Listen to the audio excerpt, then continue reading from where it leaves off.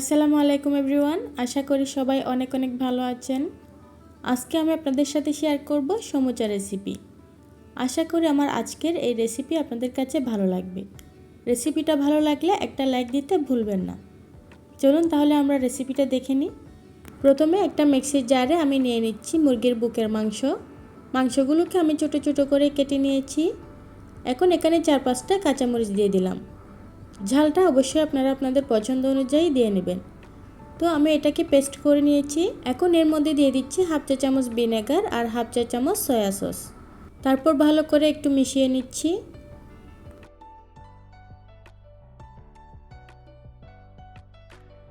মিশিয়ে নেওয়া হয়ে গেলে এগুলোকে আমি রেস্টে রেখে দিচ্ছি আধা ঘন্টার জন্য। আধা ঘন্টা পর চুলায় একটা ফ্রাই প্যান বসিয়ে দিয়ে তার মধ্যে 1.5 টেবিল চামচ পরিমাণ রান্নার তেল দিয়ে দিলাম।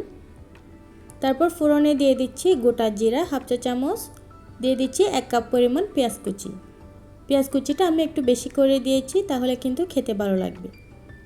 এখন পেঁয়াজটা নেড়ে চেড়ে একটু ভেজে নিচ্ছি। পেঁয়াজটা ভাজা হয়ে গেলে এর মধ্যে দিয়ে দিচ্ছি 1/2 চা চামচ মরিচের গুঁড়া, 1/2 চা চামচ হলুদের গুঁড়া, 1/2 চা চামচ জিরার গুঁড়া আর 1/2 চা চামচ গরম মশলার গুঁড়া, 1/2 চা চামচ দিচ্ছি ধনিয়ার গুঁড়া।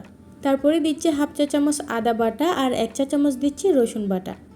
এখন মশলাটা যাতে পুড়ে না যায় তার জন্য সামান্য পানি দিয়ে দিলাম। নেড়ে চেড়ে মশলাগুলোকে আমি ভালো করে কষিয়ে নিচ্ছি।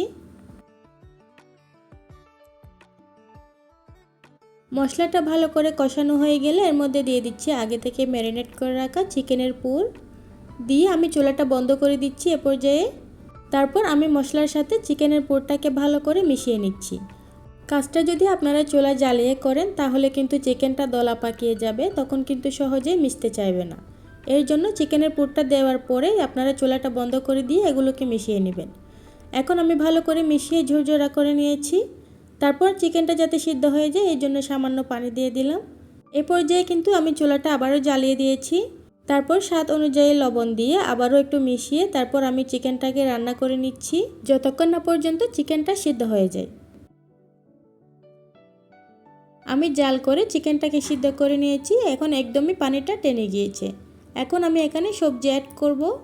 দিয়ে দিচ্ছি বাঁধাকপি কুচি, তারপর দিয়ে দিচ্ছি একটা মিডিয়াম সাইজের আলু কুচি, দিয়ে দিচ্ছি পেঁয়াজ কলি আর দিয়ে দিচ্ছি 2 টেবিল চামচ টমেটো কেচাপ।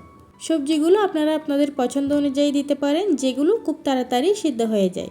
এখন সব কিছুকে একসাথে মিশিয়ে নিয়ে ঢাকা দিয়ে ঢেকে আমি সবজিগুলোকে সিদ্ধ করে নিব।